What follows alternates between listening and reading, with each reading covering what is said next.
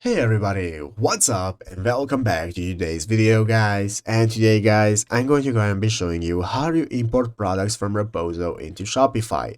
This is a very simple thing to do, so make sure to watch this quick and easy video to the very end and follow my steps correctly so you can make sure that this works the same for you and you can do this yourself. But yeah guys, let's get straight into it.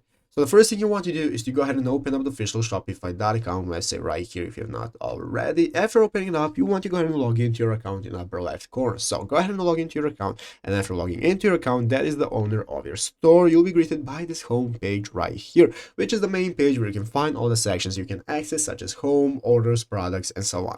So let's go ahead and see how we can get started with importing products we have from Roposo into Shopify. The first thing we want to do is to go ahead and take a look at right here, the left side of the screen, and take a look at the apps section. Under apps, we can click the add apps button.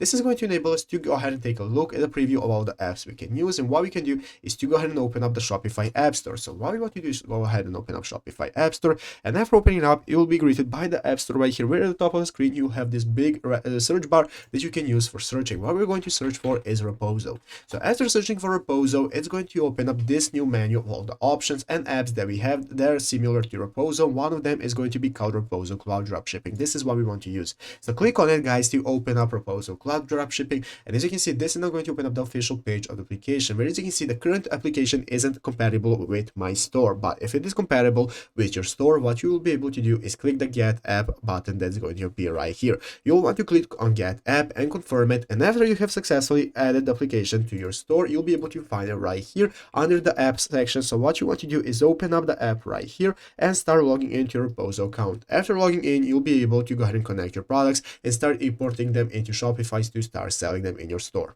But yeah guys, basically that is how to do it. So I hope this video was helpful. If it was, make sure to leave a like, subscribe to the channel. See you. Thank you for watching. Take care and bye.